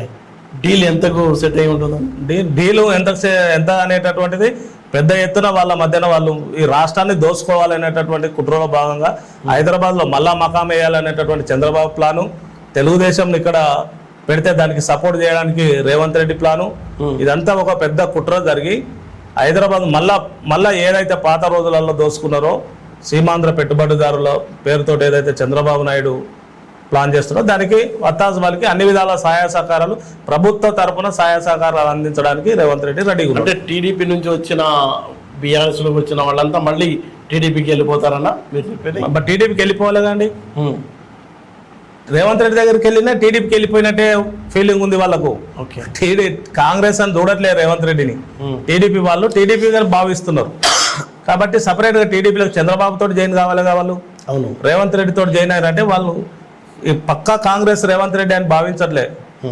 రేవంత్ రెడ్డి మనవాడే. కొంతకాలం ఉంటారా, తర్వాత టీడీపీ ఇక్కడ యాక్టివ్ అయిన తర్వాత అటు వెళ్ళిపోతారా? వాళ్ళందరూ యాక్టివ్ అయ్యి ఇక్కడ ఉద్ధరించాలనేది కాదండి. ఇక్కడ బీఆర్ఎస్ ఎదగకుండా ఎదిగినట్టు కనిపించినప్పుడల్లా మేమున్నామనే ఒక వాతావరణం తీసుకొచ్చి వాళ్ళ ఆస్తులు వాళ్ళ అన్ని కూడా ఇక్కడ కాపాడుకోవడం కోసం కుట్ర చేయడం అంతే తప్ప వేరే ఏం లేదు. ఇక్కడ ఏదో ప్రజల మీద ప్రేమతోటి పార్టీ పెట్టి ఇక్కడ టీడీపీ తోటి ప్రజలను ఏదో బాగుపరచు చేయాలి, ప్రజలకు ప్రయోజనాలు చేకూర్చాలనేది ఏం లేదు. ప్రజలందరూ, తెలంగాణ రాష్ట్రంలో ఉన్న ప్రజలందరూ తెలుసు, తెలుగుదేశం పార్టీ తెలంగాణ రాష్ట్రానికి సపరేటు, తెలంగాణకు వ్యతిరేకము, ఏ విధంగా ఆనాడు ఇబ్బందులు పెట్టింది, ఏ విధంగా అడ్డుకున్నది ప్రతి ఒక్క తెలంగాణలో ఉన్న ప్రతి మనిషి గుండెకి తెలుసు. ఓకే. ఇప్పుడు వచ్చి ఇక్కడ పార్టీని ఎస్టాబ్లిష్ చేస్తామంటే ఇంకా అది 100% బీఆర్ఎస్కి ఉపయోగం. బీఆర్ఎస్ ఇంకా స్పీడ్గా కేసీఆర్ గారితో కలిసి వచ్చేటి వాళ్ళు, ఇప్పుడు కేసీఆర్ గారితో మాట్లాడని వాళ్ళు కూడా, కొంత దూరం ఉన్నటువంటి వాళ్ళు కూడా, మనస్పర్ధాలతో దూరం ఉన్న వ్యక్తులు కూడా, తెలంగాణ వాదులంతా కూడా ఐక్యమవుతారు. మళ్ళీ కేసీఆర్ గారి బాటలో నడుస్తారు. తెలుగుదేశం కనుక ఇక్కడ శాఖ పెట్టి తెలుగుదేశం ఇక్కడ ఎస్టాబ్లిష్ చేస్తామంటే మళ్ళీ చాలా పెద్ద ఎత్తున ఉద్యమం జరుగుతుంది. అంటే మనం జనరల్గా మాట్లాడుకుంటే ప్రత్యేక రాష్ట్ర ఉద్యమం జరిగింది, ప్రత్యేక రాష్ట్రం అనుకున్నా నిజంగా హైదరాబాద్ మీద పట్టు కోసమే జరిగింది. అవును, అది ఓపెన్ సీక్రెట్. అంటే ఇప్పుడు హైదరాబాద్ మీద పట్టు కోసమే అటు పక్క నుంచి చంద్రబాబు నాయుడు వస్తున్నారన్న మీ ఉద్దేశం? 100% హైదరాబాద్ మీద పట్టుతోటి హైదరాబాద్ను విచ్ఛిన్నం చేయాలి. దాంట్లో 2 రకాలైనటువంటి టార్గెట్ ఉంది. వాళ్ళ ఆస్తిపాస్తులు కాపాడుకోవడం, ఇక్కడ పట్టు సాధించడం, తెలంగాణ రాష్ట్రం అభివృద్ధి ఆంధ్రప్రదేశ్ కన్నా ఇంకా కిందికి అతపతాలకు పోవాలి. తెలంగాణ రాష్ట్రం డెవలప్మెంట్లో వెనకాడు పోవాలి, అన్ని రంగాలలో విచ్ఛిన్నం కావాలనేటువంటి కుట్ర. ఇప్పుడు మనం ఎన్నికలు జరిగేటప్పుడు కూడా కేటీఆర్ గారు ఒక మాట అన్నారు. కేటీఆర్ గారు మళ్ళీ ఈ కేంద్ర పాలిత ప్రాంతంగా హైదరాబాద్ను ప్రకటించబోతున్నారు అంటే RRR పరిధిలో. అది అలాంటి డౌట్ ఎందుకు వస్తుంది? ఒకవేళ నిజంగా అలాంటి ఆలోచన చంద్రబాబు నాయుడు కానీ బీజేపీ ఇప్పుడు వాళ్ళంతా కూటమి కాబట్టి ఉంటే ఆ ఆలోచన సక్సెస్ అయ్యే అవకాశం ఉందా? అంటే వాళ్ళు RRR పరిధిలో హైదరాబాద్ని కేంద్ర పాలిత ప్రాంతంగా ప్రకటిస్తారన్న డౌట్ ఎందుకు వచ్చింది కేటీఆర్ గారికి? దాన్ని ప్రచారం చేసినా గెలవలేకపోయారు. అంటే ఎన్నికల్లో మళ్ళీ సెంటిమెంట్ రెచ్చగొట్టడానికి ట్రై చేసినప్పటికీ పబ్లిక్ అంతగా పట్టించుకోలేదు. అయితే రియాలిటీ ఏంటి? నేను మీకు రియాలిటీ 100% మన రాష్ట్రం మీద ఎవరైతే అధికారంలో 2 రాష్ట్రాలలో అధికారంలో ఉన్న వాళ్ళు, కేంద్రంలో అధికారంలో ఉన్న వాళ్ళు అందరూ కలిసి దొంగలంతా కలిసి ఒక దగ్గర అయింది కాబట్టి ఇలాంటి కుట్ర చేయడానికి ఆస్కారం ఉంది. 100%గా మనల్ని ఏదైతే తెలంగాణ హైదరాబాద్ హస్తగతం చేసుకొని చేతుల్లో పెట్టుకొని దీన్ని సర్వనాశనం చేయాలనేటువంటి కుట్ర వాళ్ళ చేతుల్లోకి తీసుకోవాలని చెప్పేసి కుట్ర చేయడానికి ఆస్కారం ఉంది. అంటే రాజధాని లేని రాష్ట్రంగా ఆంధ్ర విడిపోయింది.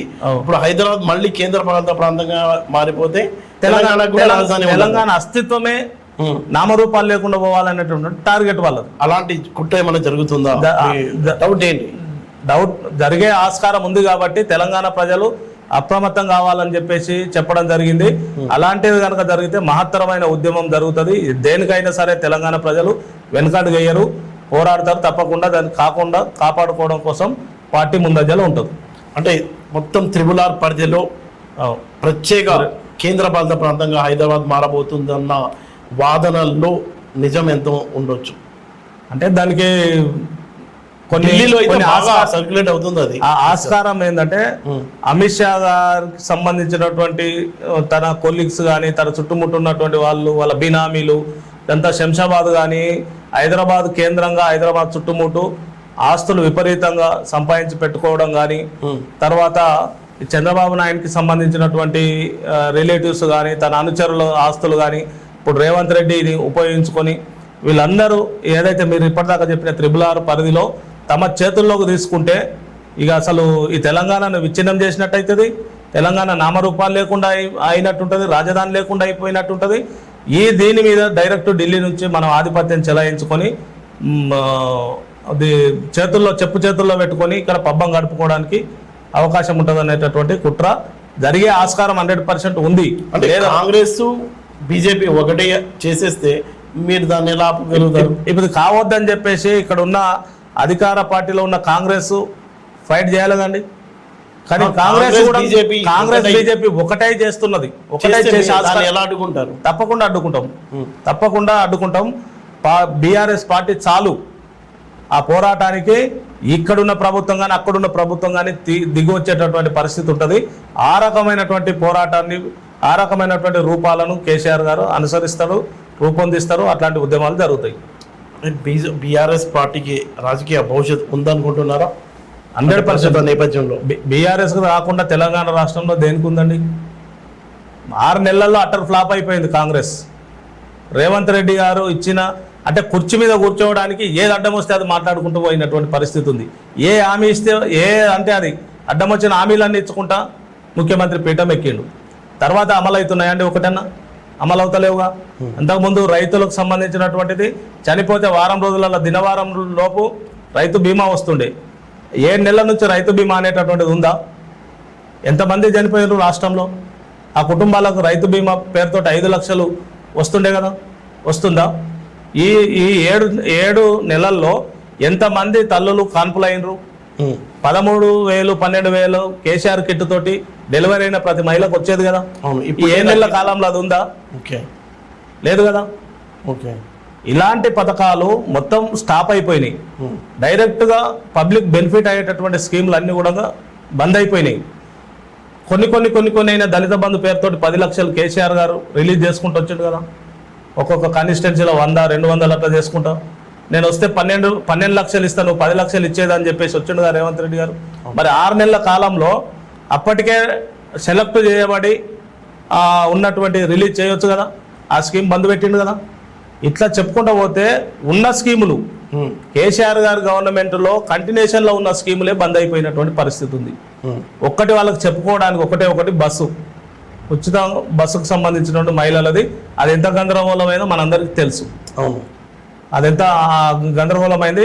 వాళ్ళకు ఉచితంగా ఇవ్వడం వలన 56 మంది ఆటో కార్మికులు రోడ్డున పడి చనిపోయారు. వాళ్ళ ఫ్యామిలీస్ అన్ని కూడా రోడ్డు మీద పడ్డారు, ఉపాధి లేక వాళ్ళకు. అవును, లక్షలాది మంది ఆటో కార్మికులు ఈరోజు ఉపాధి లేకుండా నానా అవస్థ పడుతున్నారు. ఇప్పుడు ఈ వివాదం ఏంటండి? స్మితా సబర్వాల్ వివాదం ఏంటి?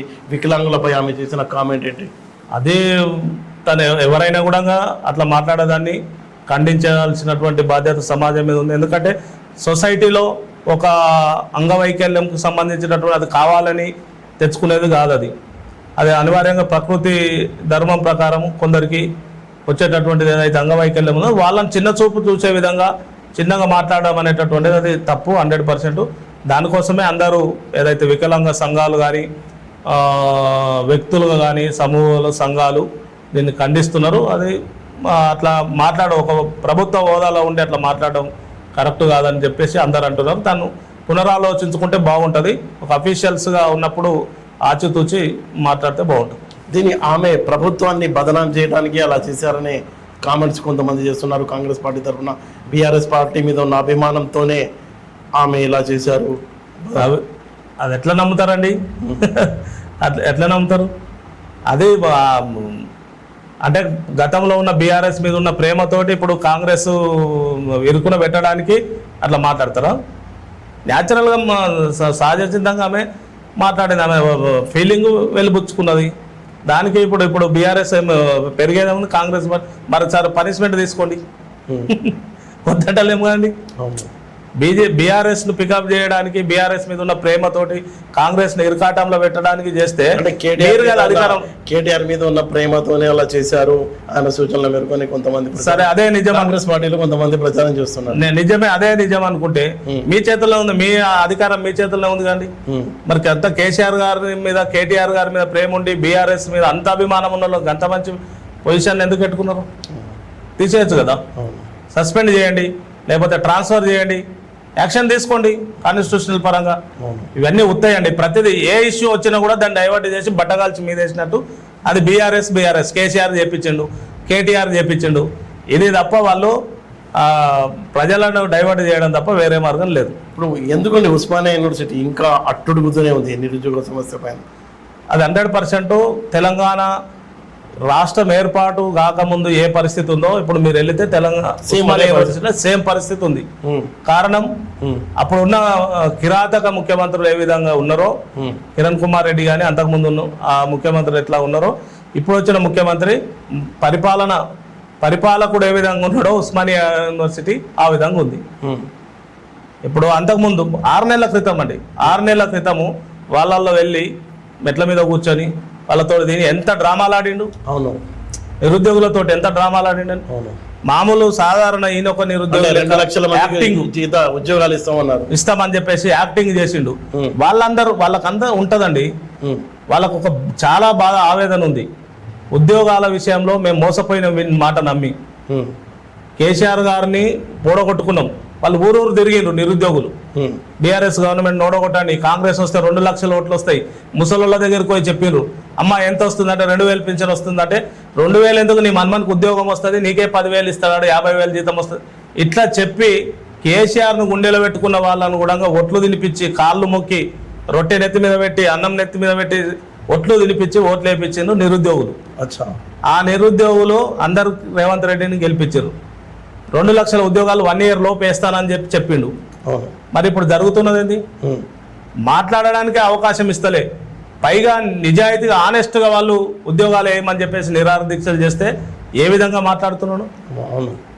ఒకడు అంటే ఒక ముఖ్యమంత్రి హోదాలో ఎంత అది ఉండాలంటే కేసీఆర్ గారు కూడా ఉద్యమంలో ఇష్టానుసారంగా మాట్లాడిండు. తర్వాత ఉపన్యాసాలలో కానీ ఆ విధంగా సీమాంధ్రుల పట్ల కానీ పెట్టుబడిదారుల పట్ల కానీ సెంట్రల్లో ఉన్నటువంటి పార్టీల మీద కానీ బాగా రెచ్చగొట్టే ఉపన్యాసాలు కూడా చేసిండు. అప్పుడు అవసరం. ముఖ్యమంత్రి అయిన తర్వాత కేసీఆర్ గారు వ్యవహరించిన తీరు, తను ఎంత హోందాగా ఉన్నాడు. మొన్న 3 నిరాహార దీక్ష చేస్తే ఏం మాట్లాడిండండి రేవంత్ రెడ్డి? ఒక ఆయననేమో ఆల్టీగా వాడు నిరుద్యోగి ఏదో కేటీఆర్ వాళ్ళు రెచ్చగొడితే దీక్ష చేసిండు, మోతీలాల్ నాయక్ గురించి మాట్లాడి. తెల్లారి అదే మోతీలాల్ నాయక్ నేను ఎగ్జామ్ రాస్తున్నా గ్రూప్ 2 ఆల్ టికెట్ చూపెట్టిండు. ఎక్కడ ముఖం పెట్టుకుంటావు నువ్వు? అదే ముఖ్యమంత్రి రాష్ట్రానికి నువ్వు చిన్న పిల్లగాడవు కాదు, నువ్వు ఒక వార్డు మెంబరు కావు. ఉత్తగా పెట్టి వల్గర్గా మాట్లాడవచ్చా ఏ ఎవిడెన్స్ లేకుండా? మోతీలాల్ అనేటోడు ఏ ఉత్తగా మామూలు అన్పాడు కానీ లెక్క తీసేసి నువ్వు నిజమైన నిరుద్యోగి ఎగ్జామ్ రాయడానికి ఆల్ టికెట్ చూపెట్టిండు. ఎక్కడ ముఖం పెట్టుకుంటావు నువ్వు? రెండోది అశోక్ అనేట ఆయనంట డిఎస్సి వాయిదా అని చెప్పేసి నిరాహార దీక్ష చేస్తుండే. ఈ వాయిదా వేస్తే 2 నెలల్లో 100 కోట్లు సంపాదిస్తాడని పబ్లిక్ మీటింగ్ లో మాట్లాడినావు నువ్వు. అశోక్ ఇన్స్టిట్యూట్ పోయి ఎంక్వైరీ చేసుకోండి. ఆయన డిఎస్సి కోచింగ్ ఇవ్వడు, గ్రూప్ 1 గ్రూప్ 2 కోచింగ్ ఇస్తాడు. ఈ 2 నెలల్లో నువ్వు డిఎస్సి వాయిదేస్తే గ్రూప్ 1 గ్రూప్ 2 100 కోట్లు వస్తాయా? ఊరికైనా మాట్లాడితే అయిపోతుందా? ఆ రకంగా అసలు ఒక్క క్రెడిబిలిటీ లేనటువంటి మాటలు. మేడిగడ్డ నుంచి కూడా నీళ్లు పారుతున్నట్టున్నాయి ఇప్పుడు పొలాలకి బ్రహ్మాండంగా. దాని మీద కూడా మీ ప్రభుత్వాన్ని పంపించిందే అమెరికా. దాని మీద 2 నెలలు పబ్బం గడిపిండ్రు.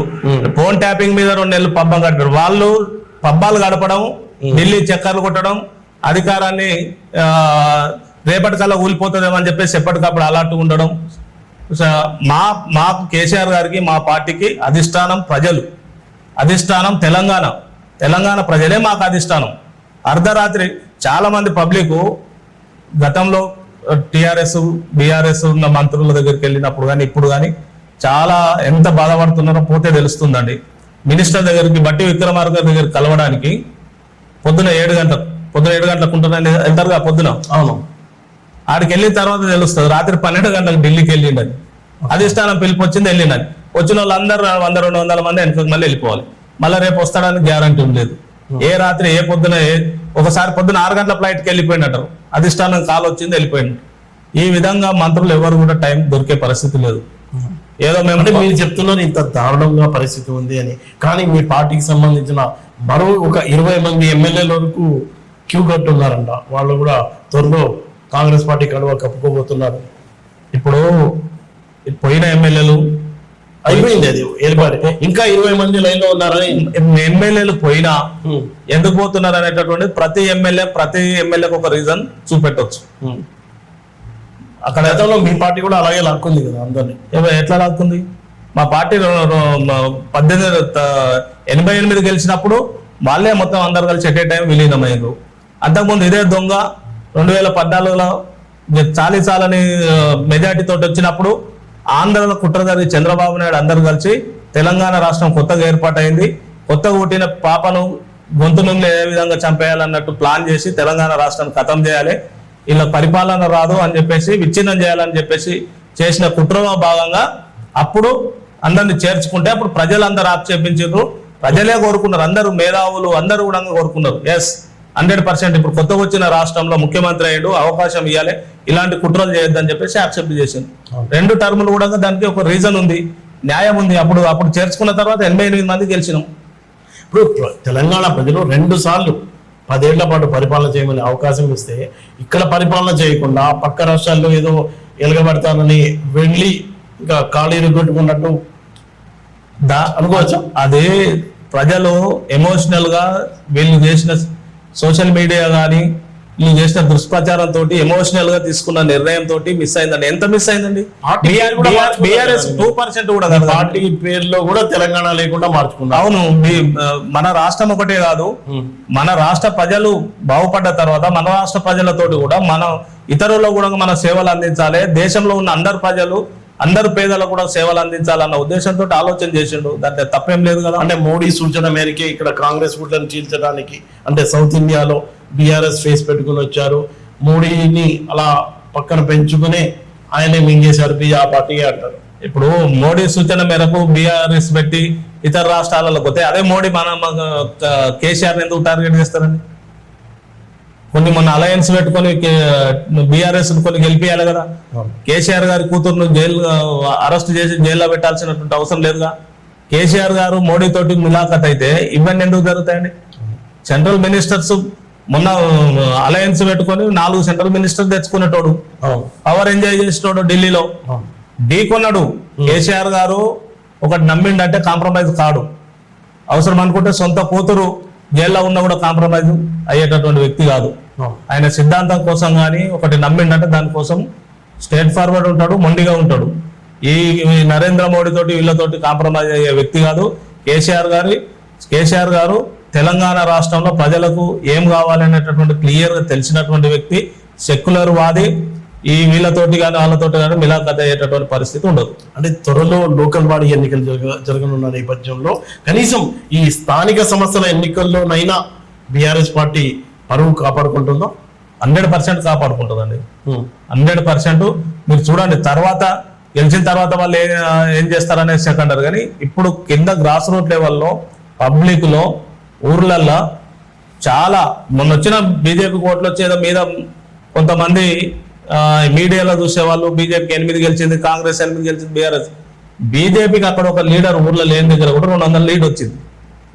మీరు ఊర్లో పోయి ఎంక్వైరీ చేస్తే బీఆర్ఎస్ లీడర్షిప్ ఉంటుంది, కాంగ్రెస్ లీడర్షిప్ ఉంటుంది. సర్పంచ్ మావాళ్ళు ఉంటారు, లేకపోతే ఎంపీటీసీ మావాళ్ళు ఉంటారు, లేకపోతే కాంగ్రెస్ ఉంటుంది. 2 పార్టీల మధ్యనే ఉంటుంది. బీజేపీ అనేటటువంటి చాలా నామినల్. 2 పార్టీల మధ్యనే ఈ రోజు బలాబలాలు జరుగుతుంది. పబ్లిక్ లో మాత్రం కాంగ్రెస్ ఫెయిల్యూర్ అయింది. 100% ఫెయిల్యూర్ అయింది కాబట్టి ఇదే కోపంతో 100% మళ్ళీ ఆల్టర్నేటివ్ కనిపించేది బీఆర్ఎస్ పార్టీ. బీఆర్ఎస్ పార్టీ స్థానిక సంస్థలలో బ్రహ్మాండమైనటువంటి రిజల్ట్, మంచి గెలుపు అనేటటువంటి సాధిస్తుంది. పర్ఫార్మెన్స్ 100% బీఆర్ఎస్ చూపిస్తుంది. మళ్ళీ స్థానిక లీడర్షిప్ ఎక్కడ పోలేదండి. మీరు ఎమ్మెల్యేలు పోయిందంటే ఎమ్మెల్యేలతో 1-2 సర్పంచులు కూడా ఎక్కడ పోలే. ఎవరో ఎమ్మెల్యేలతోటి వాళ్ళతోటి లింక్ ఉండి లావాదేవీలు ఉన్నటువంటి వాళ్ళు, బిజినెస్ లలో పార్ట్నర్స్ ఉన్న కొంతమంది లీడర్స్ వెళ్ళిపోయింది తప్ప నిజమైనటువంటి బీఆర్ఎస్ కార్యకర్తలు, కేసీఆర్ గారి సైనికులు ఎవరైతే ఉన్నారో ఎవరు కూడా వాళ్ళతోటి వెళ్ళలేదు. అంటే ఓటర్లు, స్థానిక నాయకత్వం బీఆర్ఎస్ పార్టీతోనే ఉంది, బలంగా ఉంది. వెళ్ళేది కొంతమంది సొంత వెళ్తున్నారు తప్ప అంతే, మిగతా వాళ్ళు ఎవరు వెళ్ళడం లేదనేది మీ ఒపీనియన్. అంటే సొంత ప్రయోజనాల కోసం కొంతమంది వెళ్తున్నారు.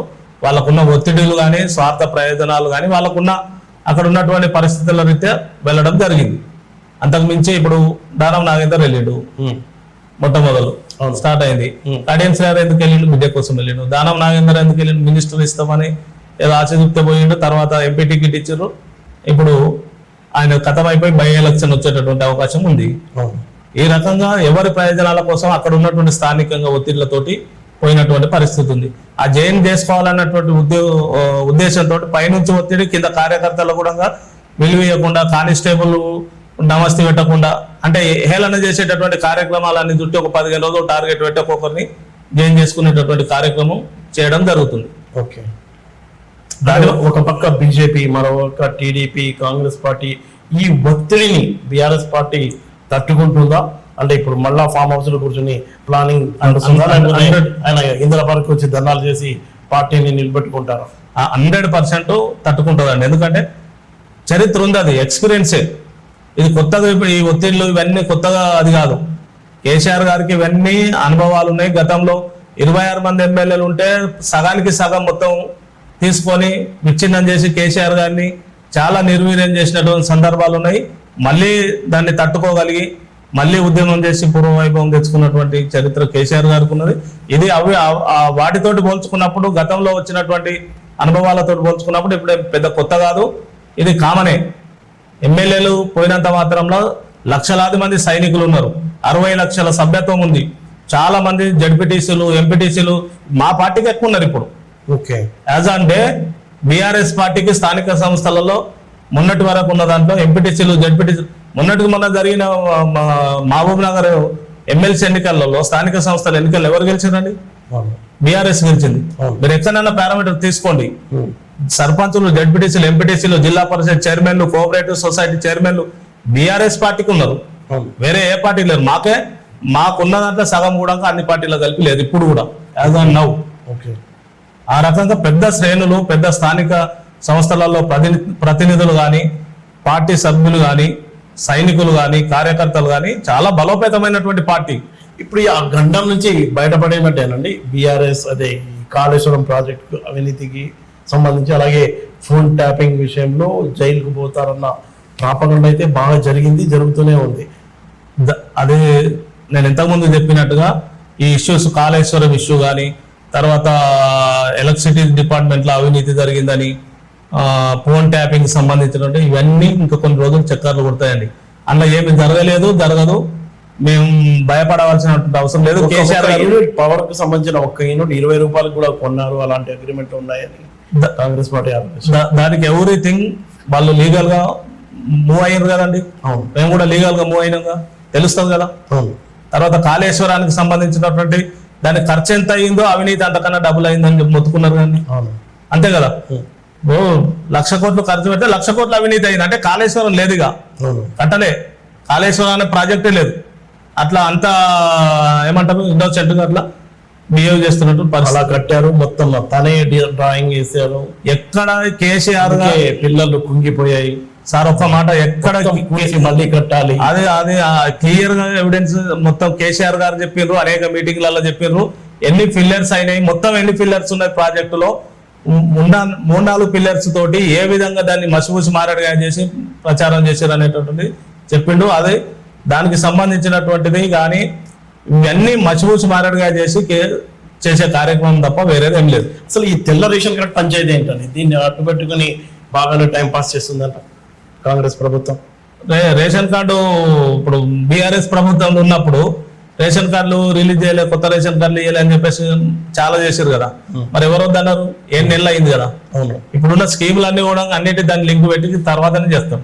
అవును, అందుకే అవి తగ్గిస్తున్నారు. ఆ తగ్గించడానికి ఇంకా చాలా మంది లైన్ లో కూడా ఉన్నారు కదా. 30 లక్షల మంది, 20 నుంచి 30 లక్షల మంది అవకాశాలన్నీ కూడా కోల్పోతాయి. దాంతో ప్రతి బెనిఫిట్ దానికి లింక్ పెట్టేస్తే అన్ని మిగిలిపోతాయి కదా. అవును, దాంతో ఇప్పుడు మొన్న రైతు రుణమాఫీకి సంబంధించినటువంటి మీరంతా టీవీ ఛానల్ చూసారు కదండి లైవ్ లో. ఇంట్లో 2 అన్నదమ్ములు ఉంటే ఇప్పుడు నువ్వు చేసినావు, మొన్న 1,00,000 రుణమాఫీ చేసినావు, 1,00,000 వరకు చేసినావుగా. నేనున్నా, నా అన్న ఉన్నాడు, నాకు 40,000 ఉంది, మా అన్నకు 50,000 ఉంది, ఇద్దరు కలిపి 90,000 ఉంది. సపోజ్ ఒకే రేషన్ కార్డులో మేము ఉన్నాం, ఉదాహరణకు 10 ఏళ్ల క్రితం మ్యారేజ్ అయినా కూడా ఉన్నా కూడా ఒక రేషన్ కార్డు కింద ఉంది. అవును, ఒకరు 40,000 మాత్రమే మొన్న ఇదైంది, అది కూడా ఇంట్రెస్ట్ కాలే. అవును, రుణమాఫీ 30,000 తీసుకుంటే 10,000 ఇంట్రెస్ట్ అయింది, 40,000 ఉంది. అంటే కుటుంబంలో ఒక్కళ్ళకి 30,000 అయింది ఇంట్రెస్ట్ అట్లనే ఉంది. అవును, నా అన్నది 60,000 అట్లనే ఉంది. ఈ రకంగా జరిగింది మొన్న. ఓకే, ఏదైతే రైతు బంధు ఇవ్వాల్సినటువంటి డబ్బులు ఉన్నాయో దాన్ని రైతు రుణమాఫీ పేరుతోటి తూతూ మంత్రంగా మామ అనిపించేసి కార్యక్రమం చేసిండు. ఇప్పుడు ఈ నెలల లాస్ట్ మంత్ లోనే రైతు బంద్ ఇవ్వాలి అంటే వాళ్ళు ఇచ్చే రైతు భరోసా అనేటటువంటి ఏదైతే ఉందో అది లాస్ట్ మంత్ లోనే ఇవ్వాలి. ఈ మంత్ లో కూడా ఇవ్వలే. ఆ డబ్బులనే ఇప్పుడు రుణమాఫీ అని చెప్పేసి రేపు స్థానిక సంస్థలు వస్తున్నాయి కాబట్టి ఏదో ఒక కార్యక్రమం చేయకుండా పోతే చెప్పులతోటి కొడతారు. ఒక సర్పంచ్, ఎంపీటీసీలు కూడా గెలిచే పరిస్థితి లేదని ఇదంతా ఒక కార్యక్రమం చేస్తున్నాం. అవును, మళ్ళీ చుట్టుకుంటుంది కదా ప్రభుత్వానికి. తెల్ల రేషన్ కార్డు పేరుతో ఒకళ్ళకి తీసేసిన, ఇలా డివైడ్ చేసిన, అది అనుకున్నాడు ఇట్లా ఏదో ఒకటి చేస్తే అయిపోతుంది అని చెప్పేసి ప్రజలు భ్రమలో ఉంటారని. ప్రజలు ప్రాక్టికల్ గా తనకు వస్తేనే కదా అనుభవిస్తాడు కదా. అవును, తనకు రిలీజ్ అయితేనే కదా. ఇప్పుడు నువ్వు చేసిన ఇంట్రెస్ట్ రిలీజ్ చేయని వాడు కూడా హ్యాపీగా లేడు. అవును, 40,000 50,000 ఉన్నాడు, ఇంట్రెస్ట్ ఆపి మిగతా రిలీజ్ చేస్తే కూడా హ్యాపీగా లేడు. కాబట్టి ప్రాక్టికల్ గా ఉన్న వ్యక్తి కేసీఆర్ గారు, ఈయన మాత్రం ఓటు రాజకీయం చేస్తున్నటువంటిది గమనించరు. ఆ రకంగా అంటే మొత్తం పాలన, అంటే ఈ 7 నెలల పాలనలో మీరు గుర్తించిన అంశాలు ఏంటండి? ఇప్పుడు కూడా కాంగ్రెస్ పార్టీ అనగానే కమిషన్లు, అన్ని పనులు లంచాలు తీసుకొని చేస్తారన్న ఒక ప్రచారం ఉండేది. దాన్ని మీరు ఎలా ఇచ్చేస్తారు? 100% అది ఏదైతే వాళ్ళు కాంగ్రెస్ అంటేనే పైరవీలు, మాఫియా అనేటటువంటి ఏదైతే ఉందో అది నిదర్శనం మళ్ళీ స్టార్ట్ అయింది. అడ్మినిస్ట్రేషను, కేసీఆర్ గారి అడ్మినిస్ట్రేషన్ కానీ కాంగ్రెస్ పరిపాలన అడ్మినిస్ట్రేషన్ కొట్టొచ్చినట్టు కనిపిస్తుందండి క్లియర్గా. కనిపిస్తుంది తేడా. ప్రతి ఏ డిపార్ట్మెంట్ అన్నా తీసుకోండి, ఏ డిపార్ట్మెంట్ అన్నా తీసుకొని ఇప్పటికి వాళ్ళకు పట్టు రాలే. అడ్మినిస్ట్రేషన్ కరెక్ట్ లేదు. ఇప్పుడు చిన్న ఎగ్జాంపుల్, 6 నెలల కన్నా ముందు, ఆ 7 నెలల కన్నా ముందు టిఆర్ఎస్ గవర్నమెంట్ లో ఉన్న అప్పుడు ఇప్పుడు పవర్ చూడండి, కరెంటు ఆల్రెడీ 7 నెలలు అయింది కదా, అవును. ఆ డిపార్ట్మెంటు వాళ్ళ చేతుల్లోనే ఉంది కదా.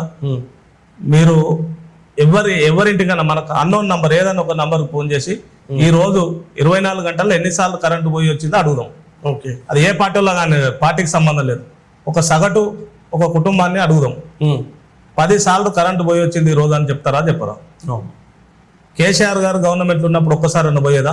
ఒక్కసారి 2 సార్లు పోతే పోయిందంటే సెకండ్లో మళ్ళీ వచ్చేది. అంటే క్వాలిటీ ఆఫ్ అడ్మినిస్ట్రేషన్. స్లమ్ ఏరియాలో కూడా వాటర్ బిల్ మళ్ళీ వసూలు చేస్తున్నారు, వాటర్ బిల్లు మళ్ళీ వసూలు చేస్తున్నారు, పాత బకాయిలన్నీ లాగుతున్నారు. ఇవన్నీ ఇప్పుడు వర్షాకాలం స్టార్ట్ అయింది. Medical and health department most important. అవును.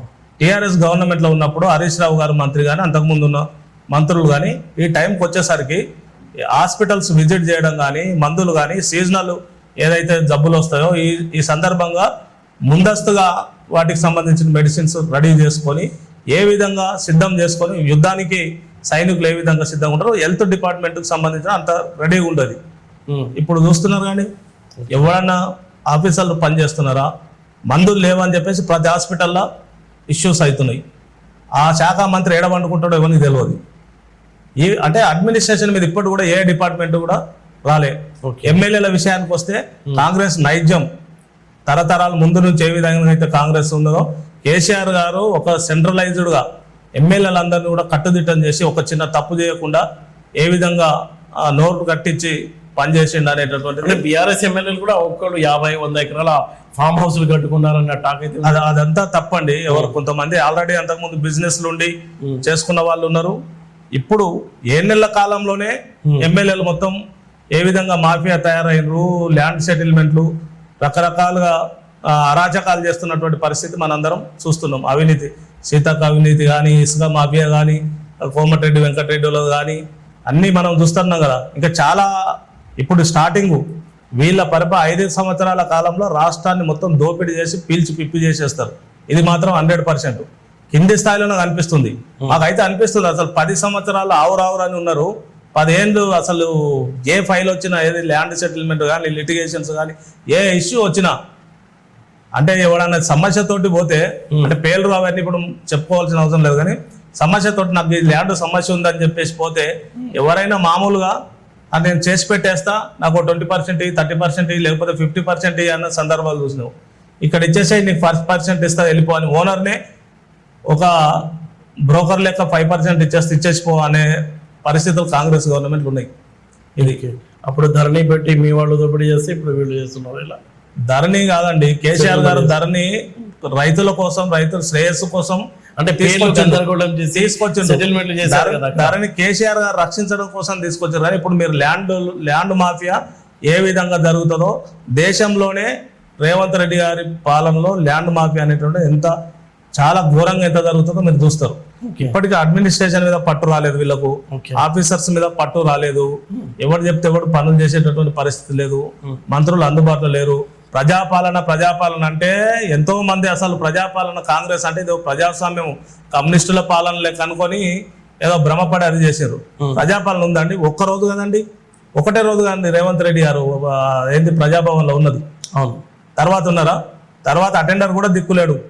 ఆ రోజు ఇచ్చిన లక్షలాది మంది లక్షల మెమోరాండాలు, లెటర్స్ వాళ్ళ సమస్యల కోసం ఇచ్చినటువంటిది ఒక్కటన్నా సమస్య పరిష్కారం అయిందా? దాంట్లో బట్టి విక్రమార్క గారిని పెట్టినరు, మెమోరాండాలు తీసుకోవడానికి దిక్కులేరు. ఏడా కలుస్తుండండి రేవంత్ రెడ్డి గారు. కేసీఆర్ గారు చిన్న ఏదైతే ప్రగతి భవన్ కట్టుకుంటే దాన్ని ఎంత దుమారం చేశారు. అందులో ఉండడానికే నామోషి అవుతున్నాడు, అంత ఆ లెవెల్ అయినది. కేసీఆర్ గారు చాలా సింపుల్ మనిషి అండి, ప్రజల్లో నుంచి వచ్చిండు. మీరు ఇప్పుడు వెళ్ళి చూడండి, తన రైతు లెక్క ఒక లుంగి కట్టుకొని మామూలు సాధారణ మనిషి లెక్క ఉంటాడు.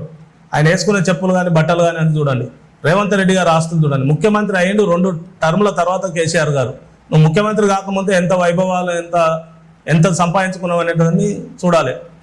ఏదో పబ్లిక్ అందరినీ కూడా మోసం చేసి మాటలతోటి ఇదంతా వచ్చారు తప్ప ఇప్పటికీ వాళ్ళకు అడ్మినిస్ట్రేషన్ మీద పట్టు రాలేదు. ఎవరినంటే ఎవరికి పడదు. ఇదంతా ఒక మసిమూసి మారడుగా లెక్క చేసి ఇన్ని రోజులు గడుపుకొచ్చారు. భవిష్యత్తులో మాత్రం తప్పకుండా ప్రజలు రియలైజ్ అయ్యారు, ఎట్లా ముందుకు నెట్టుకపోతారు అనేటటువంటిది కూడా కష్టంగా ఉంది. అంటే గత 7 నెలల కాంగ్రెస్ పాలనలో కాంగ్రెస్ ప్రభుత్వం మాట తప్పిందని తెలంగాణ ప్రజలు చాలా అసహనంతో ఉన్నారని బీఆర్ఎస్ నేత చెప్తున్నారు. మొత్తం ఓటర్లు కానీ, పార్టీ క్యాడర్ కానీ, స్థానిక నేతలు కానీ అంతా బీఆర్ఎస్ వైపే ఉన్నారు. ఏదో కొద్దిమంది ఎమ్మెల్యేలు వెళ్ళినంత మాత్రాన పార్టీపై ప్రభావం అంతగా ఉండదు. రాబోయే ఎన్నికల్లో భారీ మెజార్టీతో మళ్ళీ బీఆర్ఎస్ పార్టీ అధికారంలోకి వస్తుందని ఆయన ధీమా వ్యక్తం చేస్తున్నారు. మరో గెస్ట్ తో మరోసారి కలుద్దాం. నమస్తే. Hi, this is Swathi. Like చేయండి, షేర్ చేయండి, కమెంట్ చేయండి అండ్ సబ్స్క్రైబ్ చేయండి GRTV. Hi, this is Monica. Please like, share and subscribe GRTV.